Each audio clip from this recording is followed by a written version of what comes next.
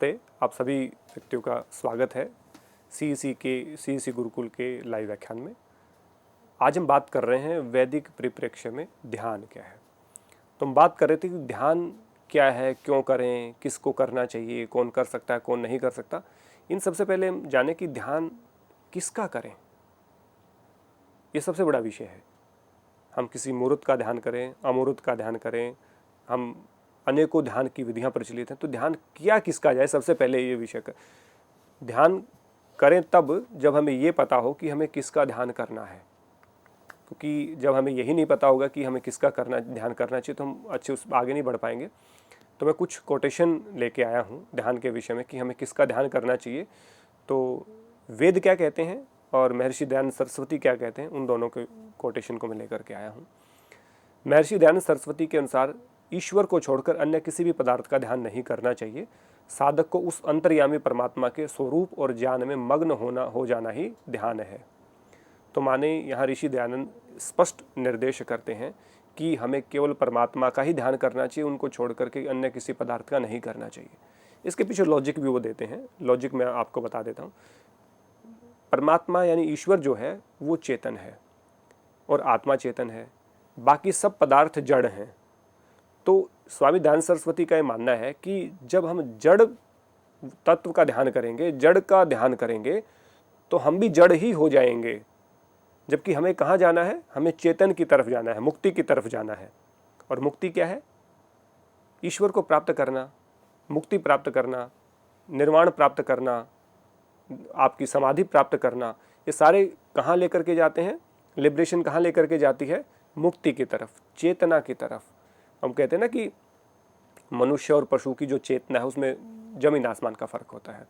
तो हमारी जो चेतना है वो इसलिए बेटर है कि पशुओं से, क्योंकि हम मुक्ति की तरफ जा सकते हैं, हम वैसा प्रयास कर सकते हैं, समझ सकते हैं।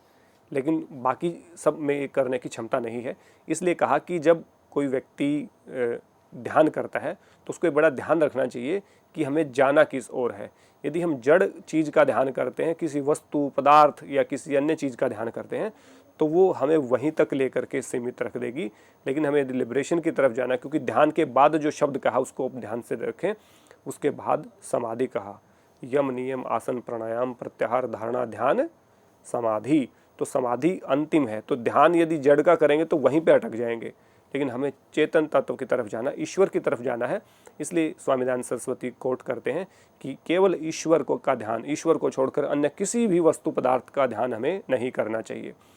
हमारे यहाँ बहुत सारे व्यक्ति किसी तस्वीर का ध्यान करते हैं, किसी बिंदु का ध्यान करते हैं, किसी देवी देवता का ध्यान करते हैं, या प्राकृतिक जो वस्तुएं हैं उनका ध्यान करते हैं, या कोई म्यूजिक के साथ ध्यान करता है। सबके अपने अपने ध्यान करने के तरीके हैं। मैं किसी के ध्यान के तरीकों की कोई बुराई यहाँ पे नहीं कर रहा, मैं केवल कुछ चीज़ों को कोट कर रहा हूँ।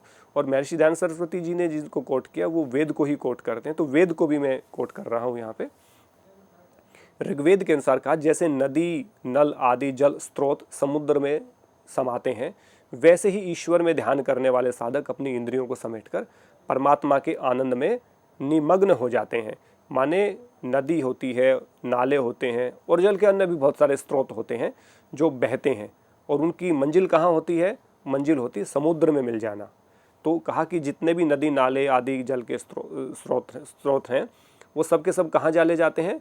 वो समुद्र में जा कर के समा जाते हैं। और जैसे ही समाते हैं वैसे ही ईश्वर में ध्यान करने वाले साधक अपनी इंद्रियों को समेटकर परमात्मा के आनंद में निमग्न हो जाते हैं। और आनंद तो सबको चाहिए, परम आनंद किसके पास है? ईश्वर के पास। तो उस परमानंद को प्राप्त करने के लिए हम अपने आप को वहाँ पे अपनी इंद्रियों को समेट करके उस आनंद को, उस परम आनंद को प्राप्त करने के लिए जाते हैं। आनंद और परमानंद में भी फ़र्क है। आनंद तो आप अच्छा भोजन करके भी प्राप्त कर सकते हैं। किसी ने आपकी तारीफ़ की, वो उसको सुनकर भी आप आनंदित महसूस कर सकते हैं। आपने कोई काम किया, उसमें सफलता आपको मिल गई, वो भी आपको आनंद दे सकता है। लेकिन वो आनंद क्षणिक होता है, कुछ समय के लिए रहता है, कुछ पल भर के लिए रहता है। जैसे सिचुएशन बदलती है, जैसे माहौल बदलता है, तो वैसे ही वो आनंद समाप्त हो जाता है। लेकिन जो ईश्वर का जो आनंद है वो परम आनंद है, वो कभी खत्म नहीं होता, वो अनंत है, उसका कोई आदि और कोई अंत नहीं है। इसलिए वो अनंत कहा गया है उसको। तो कहा कि जैसे ही ईश्वर में ध्यान करने वाले साधक अपनी इंद्रियों को समेटकर परमात्मा में के आनंद में निमग्न हो जाते हैं, वैसे ही जैसे कि नदी और नल आदि जो जल के जो स्रोत हैं वो समुद्र में समाते हैं और गिरते ही वो उसमें समा जाते हैं।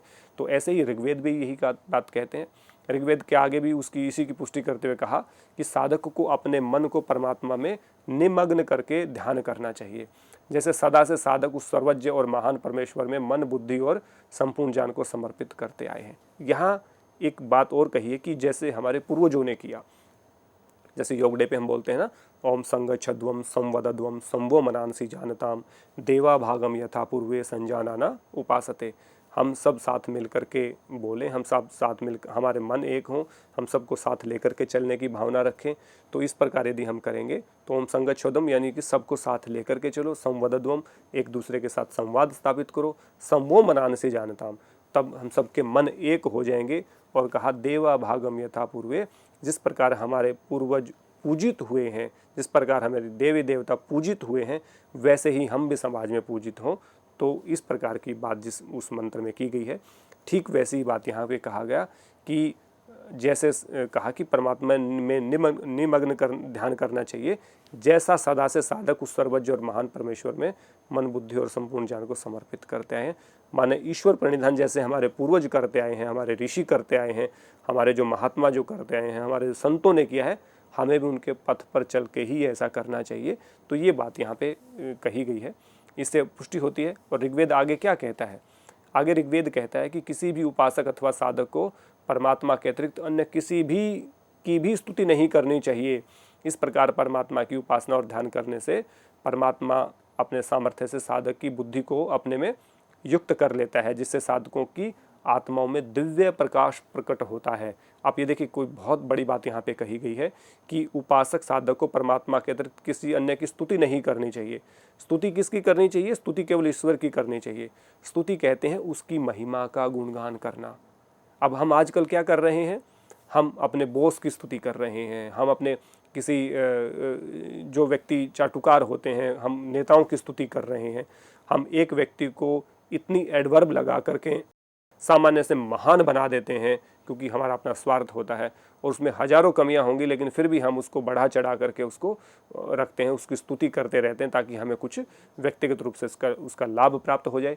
तो स्तुति को ऐसे वेस्ट ना करें। स्तुति बहुत ही पवित्र चीज़ है, तो स्तुति केवल ईश्वर की करनी चाहिए, मनुष्यों की स्तुति नहीं करनी चाहिए। मनुष्यों की प्रशंसा की जानी चाहिए, लेकिन प्रशंसा और स्तुति में बिल्कुल फ़र्क है। तो ये हमें स्तुति जो है वो हमें ईश्वर की ही करनी चाहिए। अब ईश्वर की स्तुति क्यों करनी चाहिए? उसका उपासक क्यों बनना चाहिए? उसी की उपासना क्यों करनी चाहिए? देखिए, उपासना का मतलब है ईश्वर के समीप चले जाना। तो आप कहेंगे कि ईश्वर के समीप जाने से क्या होगा? जैसे कहा ना, आत्माओं में दिव्य प्रकाश प्रकट होता है। तो यदि दिव्य प्रकाश आप चाहते हैं तो आपको ईश्वर के नज़दीक जाना पड़ेगा, उसकी उपासना करनी पड़ेगी। और उपासना का तरीका क्या है? उपासना का तरीका केवल ध्यान है। अब एक छोटे से एग्जाम्पल से मैं आपको समझाऊंगा। बहुत छोटे बच्चों को देखिए, कभी छोटा बच्चा होता ना, और मैं एक एग्जाम्पल आपको दे रहा हूँ। कोई व्यक्ति बाहर से आया और उसने घर में आवाज़ लगाई, तो एक बच्चा जो आंगन में खेल रहा था, उसने देखा कोई अजीब सा व्यक्ति है, बड़ी सी दाढ़ी है और उन्होंने भगवा वस्त्र पहने, कोई बाबा महाराज आए थे, कोई जो भिक्षा जो मांगते हैं। तो बच्चा उसको देख करके उसने कहा ना, अलख निरंजन। तो वो एकदम से बच्चा रो करके भाग गया। उसको लगा कि पता नहीं कौन आ गया, तो बच्चा डर के मारे भाग गया और छुप गया। तो जैसे ही उसकी माँ बाहर आई कि बाहर कोई भिक्षा मांगने आया है, तो जैसे ही अपनी माँ को देखता है छोटा बच्चा, अपनी माँ के पल्लू को ऐसे पकड़ता है और फिर पीछे छुपता है। और जब उसकी माँ का उस व्यक्ति के साथ संवाद होता है, तो वो धीरे से बाहर निकल के ऐसे देखता है, थोड़ा सा पल्लू से बाहर निकल के, और फिर उसको जब आश्वस्त हो जाता है कि कोई खतरा नहीं है, तो ऐसे होता है। और तब वो दोबारा से साधु उसको कहता है कि डर के भाग गया था, और तब उसको डराने की कोशिश करता है। तो छोटा बच्चा क्या करता है? छोटा बच्चा ऐसे मुट्ठी भींच करके ऐसे उसको दिखाता है। छोटा बच्चा, और इतने बड़े व्यक्ति को, और एक 2 फीट 2.5 फीट का बच्चा, और वो ऐसे मुट्ठी दिखाता है कि ऐसे मैं तुम्हारी कुटाई कर सकता हूँ। क्यों? क्योंकि बच्चा अपनी माँ के समीप है। ऐसी ही समीपता जब ईश्वर के प्रति हमारी हो जाती है, तो हम किसी से डरते नहीं है, भय नहीं रहता है। जो क्लेश, 5 क्लेश कहे ना, अविद्या, अस्मिता, राग, द्वेष और अभिनिवेश। अभिनिवेश होता है डर, भय, किसी अनहोनी की का डर हो आपको, या आपके अनुकूलता के खो जाने का, या प्रतिकूलता के आ जाने का, तो अनकंफर्टेबल होने का, यानी कि जो आप नहीं चाहते वैसा हो जाने का जो आसार होते हैं, भय होता है या आशंका होती है, उसको हम भय कहते हैं, जिसको कोई पसंद नहीं करता। तो जब एक छोटा सा बच्चा जिस साधु सन्यासी से डर करके भाग गया था, छिप गया था, और अपनी माँ के आने के बाद, अपनी माँ के समीप होने के बाद वो उसको मुक्का दिखा रहा है, उतना साहस उस बच्चे में आ गया, तो आप यकीन करिए जो इस पूरी सृष्टि का रचयिता है, उस रचयिता के समीप जब हम बैठते हैं, उसकी उपासना जब हम करते हैं, उसकी स्तुति जब हम करते हैं, उसकी जो वंदना हम करते हैं, तो आपका भय किस तरह से छू मंत्र हो जाएगा आपको नहीं पता चलेगा। हम सब डरते हैं, हम कहीं भी हों, मृत्यु से डरते हैं, अनहोनी से डरते हैं, किसी भी चीज़ से डरते हैं, लेकिन को डर को समाप्त करना है, उसका एक ही सबसे बड़ा उपाय है ईश्वर की स्तुति और उपासना करना। जो व्यक्ति जिसकी उपासना करेगा वो वैसा ही हो जाएगा। यदि हम किसी व्यक्ति की पूजा करते हैं तो वो व्यक्ति डरपोक है तो हम डरपोक हो जाएंगे, यदि वो व्यक्ति ताकतवर है तो ताकतवर बनने का प्रयास करेंगे। लेकिन एक ईश्वर ही एक ऐसा है जिसको हम कह सकते हैं सभी, क्योंकि ईश्वर की जो डेफिनेशन है बहुत व्यापक है, उसको हम आगे चर्चा करेंगे। तो इसलिए मैं ये बता रहा था कि जब ईश्वर के समीपता हमारी आ जाती है तो किस प्रकार से हम ईश्वर के नज़दीक आने से ताकत अनुभव करते हैं। ठीक है, ईश्वर ये नहीं कहता कि मेरी उपासना करो, मेरे लिए पूजा पाठ करो, मेरी स्तुति करो, मेरी वंदना करो, मेरी उपासना करो। ईश्वर नहीं कहता। ईश्वर आप ये नहीं करेंगे तब भी आपसे नाराज नहीं है किसी प्रकार से। वो कोई पार्शलिटी नहीं करता कि वो कोई वह नहीं कि मेरी स्तुति करोगे तो ही मैं आपको ठीक रखूँगा, ऐसा बिल्कुल भी नहीं है। लेकिन हम अपनी ताकत के लिए, हम अपने उत्साह के लिए, हम अपने कंफर्ट के लिए ऐसा करते हैं ताकि हम एक अच्छे परिवेश में जा सकें। गीता क्या कहती है इसके विषय में? भगवान श्री कृष्ण ध्यान योग को समझाते हुए, उसके फल को बताते हुए कहते हैं कि योगी एकांत में रहकर अपने चित्त व आत्मा का संयमन करे, इसके अलावा अन्य किसी प्रकार की कामना का मन में विचार भी न आने दे। तो यहाँ भी स्पष्ट कहा है कि एकांत में रहते हुए अपने चित्त व आत्मा का संयमन करे, इसके अलावा अन्य किसी का कामना का मन में विचार ना करें। तो यहाँ भी मतलब आप ध्यान देखें कि ये जो ध्यान है वो चेतन का ही ध्यान है, यहाँ पे जड़ ध्यान की बात नहीं की गई है। इसके बाद कहा, इसके साथ साथ अपने अंदर से सांसारिक वस्तुओं को प्राप्त करने वाले भाव को त्याग कर अपने अंतःकरण को ध्यान में लगाने का प्रयास करें। ये ध्यान के विषय में कहा। अब ध्यान के आसन की तैयारी हम जान लेते हैं। ये तो जान लिया कि हमने ध्यान किसका करना है, तो ध्यान कर किसका करना, उससे पहले ध्यान के आसन की तैयारी हम किसके करें, कि कैसे हम ध्यान की तैयारी कर सकते हैं, उसके लिए आसन क्या चाहिए। गीता में भगवान श्री कृष्ण ध्यान से पूर्व की तैयारियों में आसन का निर्देशन करते हुए कहते हैं कि योगाभ्यासी साधक को शुद्ध स्थान पर, शुद्ध मतलब जहाँ पे गंदगी ना हो वो शुद्ध होता है, समतल जो ऊंचा नीचा ढलान ना हो उसको हम समतल कहते हैं। उस पर पहले दर्भ यानी कि एक विशेष प्रकार की घास होती जो बहुत जिस पे कुशन बहुत होता है, उस घास में मृग की छाल अथवा कंबल आदि बिछाकर आसन लगाना चाहिए। माने एक ऐसी जमीन हो जहाँ पे गंदगी ना हो, कहीं पे दुर्गंध ना हो और समतल भूमि हो, उस पे या तो कोई अच्छी सी जो दर्भ है यानी घास डाल लें, या मृग की छाल हो या कंबल आदि बिछाकर आसन लगाना चाहिए। इसके बाद कहा, इस प्रकार आसन के स्थान पर आवश्यक वस्तुओं की व्यवस्था करने के बाद योगाभ्यासी साधक को अपने चित्त और इंद्रियों को नियंत्रित करते हुए मन को एकाग्र करके स्थिर होकर पीठ, गर्दन व मस्तक को एक सीध में रखते हुए दृष्टि को नासिका के अग्र भाग पर टिकाकर अंतःकरण को शांत करके भय रहित होकर ब्रह्मचर्य व्रत का पालन करते हुए मन को संयमित करके मुझ में अपना चित्त लगाकर मेरा ध्यान करते हुए मुझ में ही योग युक्त हो जाएं। ये ईश्वर कह रहा है, मानी भगवान श्री कृष्ण कह रहे हैं ईश्वर के रूप में कि इस प्रकार आपको करना है, किस प्रकार से आपको कमर गर्दन सीधी रखनी है, किस प्रकार से नासिका दृष्टि नासिका के अग्र भाग पे आपको रखनी है, अंतःकरण को शांत रखना है, भय से रहित हो जाना है, ब्रह्मचर्य व्रत का पालन करना है, मन को संयमित करते हुए, और कहते हैं कि मुझ में अपना चित्त लगाकर मेरा ध्यान करते मुझ में ही योग से युक्त हो जाएं, ऐसी बात गीता कहती है। अब ध्यान से पूर्व की अनिवार्य योग्यता हम जान लेते हैं। क्या ध्यान सभी कर सकते हैं? बहुत सारे लोग करते हैं, भक्ति ध्यान हम सब करते हैं, सब लोग ध्यान नहीं कर सकते, उसके लिए योग्यता होनी जरूरी है। वैसे ध्यान में आंख बंद करके तो कोई भी व्यक्ति बैठ सकता है, लेकिन ध्यान को करने की योग्यता क्या है वो हम जान लेते हैं। सबसे पहले ध्यान से पहले यमों का पालन होना चाहिए। जो मैं तथाकथित ध्यान गुरुओं की बात जो कर रहा हूँ, वो कहता है कोई किसी भी समय पे आओ, 1 सेकंड में हम आपका ध्यान करा देंगे और वो एक पर्टिकुलर कोई उनकी रटी रटाई लाइनें होती हैं और वो एक इंस्ट्रक्शंस देते हैं, उसको फॉलो करते रहो। कहेंगे ध्यान लगा तो कहेंगे हाँ अच्छा लगा। वो रिलैक्सेशन टेक्निक है, वो ध्यान नहीं है, वो एक रिलैक्सेशन टेक्निक हो सकती है, गाइडेड रिलैक्सेशन उसको बोल सकते हैं। कुछ लोग गाइडेड रिलैक्सेशन बोलने की बजाय उसको गाइडेड मेडिटेशन बोलते हैं, बट वो मेडिटेशन शब्द मुझे लगता है वो ठीक नहीं है। यानी कि वो मेडिटेशन ऐसे नहीं हो सकता, उसके लिए आपको कंसंट्रेशन की ज़रूरत होती है, यानी कि धारणा की ज़रूरत होती है, उसके बाद मेडिटेशन होता है। जबकि उसमें हम किसी को इंस्ट्रक्शन दे रहे होते हैं, वो उसमें नहीं है। तो यमों का पालन है, अहिंसा, सत्य, अस्तेय, ब्रह्मचर्य और अपरिग्रह, इनको यम कहा गया है। जब तक इनका पालन नहीं होता ध्यान संभव नहीं है। अब व्यक्ति कहेंगे कि आपने तो बड़ी कठिन चीज़ बता दी कि जब तक हम यम का पालन नहीं करेंगे ध्यान नहीं कर सकते। तो मेरा छोटा सा एक सवाल है कि कोई व्यक्ति हिंसक है, हिंसा करता है, पीड़ा करता है, तकलीफ देता है दूसरों को, वो ध्यान कैसे लग सकता है? उसका अंतःकरण तो शुद्ध है ही नहीं, भय से रहित है ही नहीं। यदि हिंसा करी है तो भय तो होगा अंदर, और भय है तो ध्यान नहीं लगा सकता। अभी तो हमने बात की कि भय रहित हो करके, अंतःकरण को शुद्ध शांत करके, तो अंतःकरण तो शुद्ध है नहीं। तो अहिंसा वाले व्यक्ति का ही अंतःकरण शुद्ध होता है। जो झूठ बोलता है व्यक्ति, झूठ बोलने वाला ध्यान कर ही नहीं सकता, आसपास भी नहीं जा सकता ध्यान के। अस्ते, चोरी का त्याग करना, चोरी यदि कोई व्यक्ति कर रहा है तो ध्यान कैसे हो सकता है? उसका ध्यान तो चोरी करने में ही होगा, ईश्वर में कैसे लग सकता है? ब्रह्मचर्य यानी कि ईश्वर का चिंतन और वीर्य का रक्षण करना, और अपरिग्रह, अननेसेसरी थिंग्स को छोड़ देना, ये यम है। तो यमों का पालन सबसे आवश्यक है, इसलिए यमों का पालन करने वाला व्यक्ति ध्यान कर सकता है।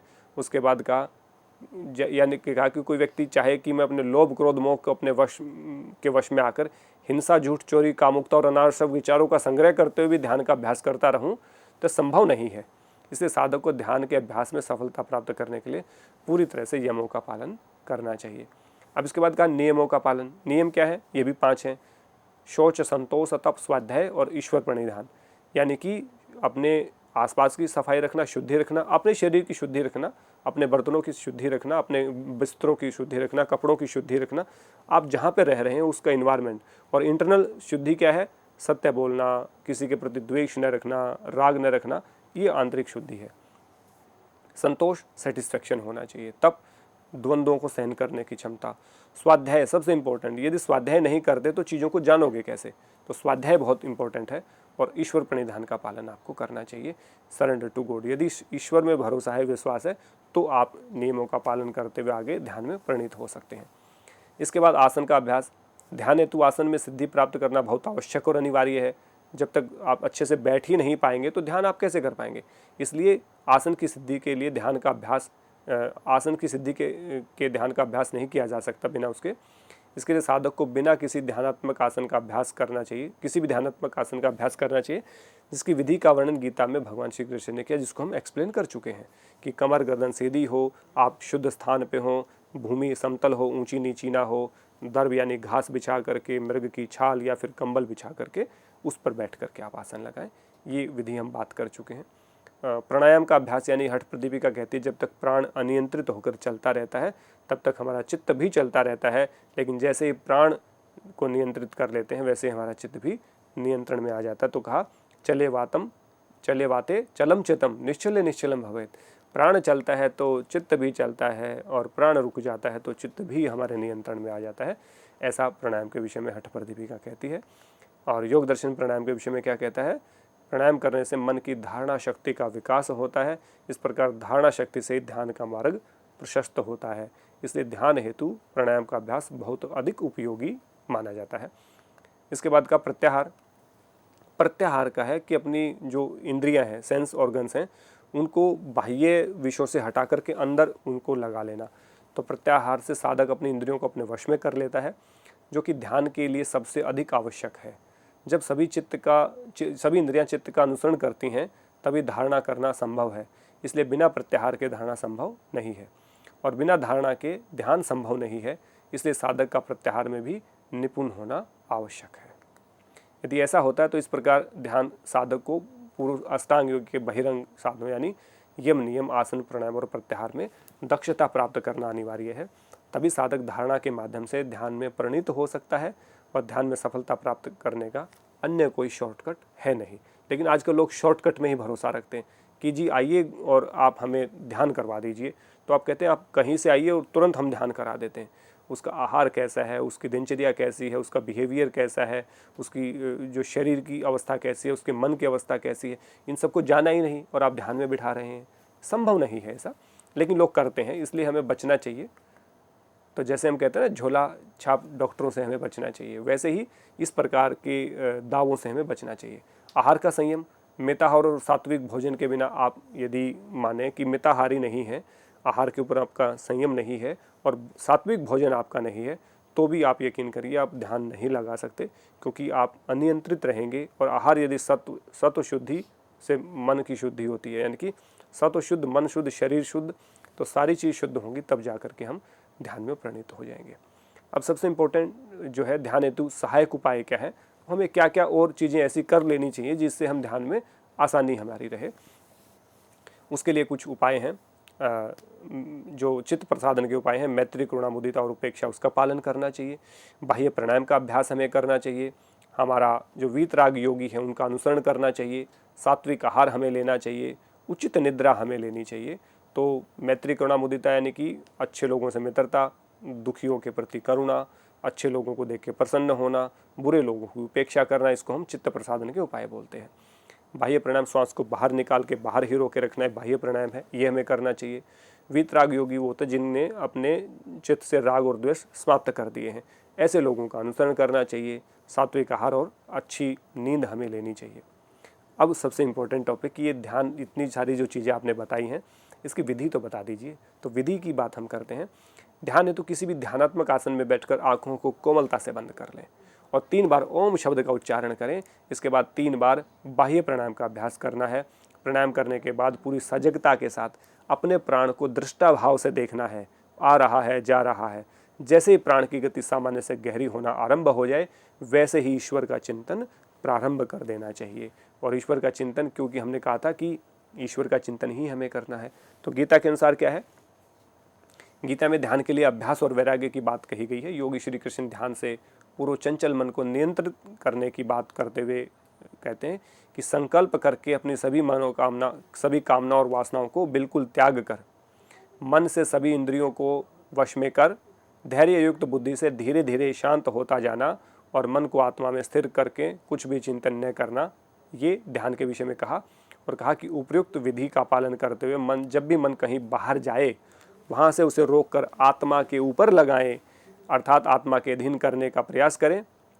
इस पर अर्जुन शंका जताते हुए कहते हैं कि मन तो बहुत चंचल है, बलवान है, दृढ़ है, मजबूत है। ऐसे मन को नियंत्रित करना तो वायु को नियंत्रित करने के समान अत्यंत कठिन है। इसी बात की को आगे कहते हैं कि जब अर्जुन की शंका होती है तो श्री कृष्ण कहते हैं कि इसमें कोई संदेह नहीं है कि ये मन चंचल है और इसको नियंत्रित करना अत्यंत कठिन है, परंतु फिर भी अभ्यास और वैराग्य से नियंत्रण में किया जा सकता है। कौन सा ऐसा काम है जो अभ्यास से सिद्ध नहीं हो सकता, अभ्यास से सफल नहीं हो सकता? अभ्यास से सारे कार्य सिद्ध हो सकते हैं। यदि आपकी इच्छा, यदि अभ्यास करने की है, तो आप किसी भी चीज़ का अभ्यास करके परिणाम को बदल सकते हैं। इसके बाद जो ध्यान के समय, धारणा के समय जो सोचना है, वो मैं यहाँ पे बताऊँगा। ईश्वर प्रणिधानाद, यानी कि ईश्वर, सरेंडर टू गॉड, ईश्वर में के प्रति समर्पण कर देना ईश्वर प्रणिधान कहलाता है। इसके बाद कहा, ये कुछ सूत्र हैं योग दर्शन के मैं जो पढ़ूंगा। क्लेश कर्म विपाक आशय अपरामृष्ट है, पुरुष विशेष ईश्वर है। माने जब हम ध्यान करते हैं तो किसका करना है? ईश्वर का। तो ईश्वर क्या है? ईश्वर क्या है वो यहाँ पे योग दर्शन बताता है। तो ईश्वर वो है जिसमें क्लेश कर्म विपाक आशय इन सबसे रहित है और पुरुषों में विशेष है, वो ईश्वर है, पुरुष विशेष ईश्वर। क्लेश क्या है? अविद्या, अस्मिता, राग, द्वेष, अभिनिवेश, ये जिसमें नहीं है। कर्म, अच्छे कर्म, बुरे कर्म या मिश्रित कर्म, ये भी वो नहीं करता है। विपाक, कर्म नहीं करता तो फल नहीं मिलते। विपाक के बाद आशय, यदि फल नहीं मिले तो उसका संस्कार नहीं बनेगा, अच्छा नहीं बनेगा, बुरा भी नहीं बनेगा। तो इन सब से रहित जो है, यानी क्लेश से, कर्म से, फल से, उसके संस्कार से रहित है, वो ईश्वर है। तो ईश्वर की डेफिनेशन बता दी यहाँ पे। उसके बाद कहा तत्र निर्तिशयम सर्वज्ञ बीजम, माने उस तत्र मतलब उस ईश्वर में, जिससे पहले बात हुई। तो निर्तिशयम का मतलब है, निर्तिशय को समझने के लिए सातिशय को समझ लीजिए। सातिशय का मतलब है जिसके जैसे बहुत लोग हों। जैसे कहते हैं ना कि इसकी जैसे सुंदर, इसके जैसे लंबे, इसके जैसे योग्य, इसके जैसे बुद्धि वाले, इसके जैसे रूप रंग वाले, इसके जैसे गुणवत्ता वाले बहुत लोग हैं, और इससे ऊपर भी बहुत लोग हैं। तो उसको हम सातिशय कहते हैं, जिसके बराबर भी बहुत सारे लोग हों और जिनसे ऊपर भी बहुत सारे लोग हों, तो जिसको हम एवरेज कहते हैं कि ऐसे तो इस जैसे तो बहुत लोग हैं, इस जैसी क्वालिटी तो बहुत लोगों में है, ऐसा रंग रूप, ऐसी बुद्धि, ऐसा शरीर, ऐसे कपड़े तो बहुत सारे लोग पहनते हैं और इससे अच्छे भी पहनते हैं, तो उसको सातिशय कहते हैं। लेकिन निर्तिशय जो है वो ना तो जिसके बराबर कोई है और ऊपर तो कोई है ही नहीं। जब बराबर ही नहीं है तो ऊपर कौन हो सकता है? तो कहा वो ईश्वर जो है निर्तिशय है, ना तो उसके बराबर कोई है ना उससे ऊपर कोई है। सर्वज्ञ बीजम, सब चीज़ों को जानता है और बीज रूप में जानता है। सर्वज्ञ बीजम, सब चीज़ों को जानता है और बीज रूप में यानी कि बेस से जानता है सब चीज़ों को, वो ईश्वर है। उसके बाद कहा स एषः पूर्वेषामपि गुरुः कालेन अन्वच्छेदात्, यानी कि वो सब गुरुओं का गुरु है और कभी भी काल की सीमा में उसको नहीं बांधा जा सकता। माने मैं एक टीचर हूँ, मेरे गुरु हैं, उनके गुरु हैं, उनके गुरु हैं, एक परंपरा, गुरु शिष्य परंपरा है। लेकिन कहा कि वो ईश्वर तो सबका गुरु है, उससे पहले तो कोई गुरु पैदा ही नहीं हुआ, वो आदि गुरु की श्रेणी है। तो जब हम इन 3 सूत्रों को विशेष रूप से जान लेते हैं, क्लेश कर्म विपाकाशय परामृष्ट पुरुष विशेष ईश्वर तत्र नित्यशयम सर्वज्ञ बीजम स एषः पूर्वेषामपि गुरुः कालेन अन्वच्छेदात्, तो हमें ईश्वर के ठीक ठीक स्वरूप की जानकारी हो जाती है, इससे आस्था और बढ़ती है। उसके बाद कहा तस्य वाचकः प्रणवः, यानी कि उसका बोला जाने वाला, उच्चारित किया जाने वाला नाम, स्मरण किया जाने वाला नाम क्या है? ओम। जो मैंने सबसे पहले कहा कि आंखें बंद करें, कोमलता से कमर गर्दन सीधी करें और 3 बार ओम शब्द का उच्चारण करें। और जब 3 बार जब ओम शब्द का उच्चारण आप कर रहे हैं, उस समय पे ईश्वर की चिंतन करना चाहिए, उसके गुणों का चिंतन करना चाहिए। और उसके गुण क्या है? क्लेश कर्म विपाकाशय अपरामृष्ट पुरुष विशेष ईश्वर है, ये उसकी क्वालिटी है। दूसरी तत्र निर्तिशयम सर्वज्ञ बीजम, ये उसकी क्वालिटी है। तीसरी क्वालिटी क्या है? स एषः पूर्वेषामपि गुरुः कालेन अन्वच्छेदात्। इन चीज़ों को जब आप इनको विजुलाइज करते हैं, उसको बोलते हैं तस्य वाचक प्रणव। ओम का उच्चारण करते हुए ऐसा करना है, क्योंकि अगले सूत्र में ये बात कही तत् जपे तदर्थ भावनम, यानी कि उस ईश्वर ओम का चिंतन उसके अर्थ के साथ करना चाहिए। तो अर्थ क्या है? वो तीनों सूत्रों में मैंने बता दिया। उसके बाद कहा तत्र प्रत्येक चेतना अधिगमो अप्यंतराय अभावश्य, इससे जितने भी जो अभाव अंतराय हैं वो दूर होते हैं और ईश्वर को जानने का, ईश्वर को और आत्मा को जानने का यानी आपका भाव बनता है, यानी कि सभी जो आपके ऑब्स्टिकल हैं वो दूर हो जाते हैं। और यजुर्वेद भी कहता है ओम कर्तो समरः, ओम का ही स्मरण करना चाहिए। ये बात यहाँ पे हो गया। अब निष्कर्ष में हम बताएं कि ध्यान कितना उपयोगी है, ध्यान क्या है, कैसे करना चाहिए, ध्यान क्यों जरूरी है, ध्यान के लिए सावधानी क्या है, ध्यान के लिए नियम क्या है, योग्यताएं क्या है, ध्यान के लिए आसन किस प्रकार है और किसका ध्यान करें। तो ईश्वर के अतिरिक्त किसी का ध्यान नहीं करें। ये मैं मेरा वो वक्तव्य नहीं है, ये मैं अपने जो शास्त्र हैं, जो वेद हैं, उपनिषद हैं, उनकी बात मैं कर रहा हूँ।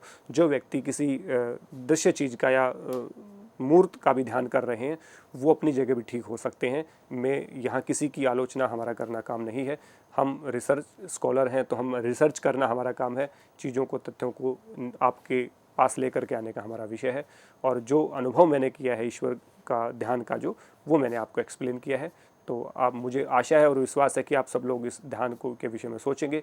और क्योंकि सफलता तो सबको प्राप्त करनी है, तो सफल हों, सिद्ध हों, आप अपने जीवन में ध्यान करते रहें और ध्यान के सभी नियमों का पालन करते रहें। इसी आशा और विश्वास के साथ आप सबका बहुत बहुत धन्यवाद। नमस्ते।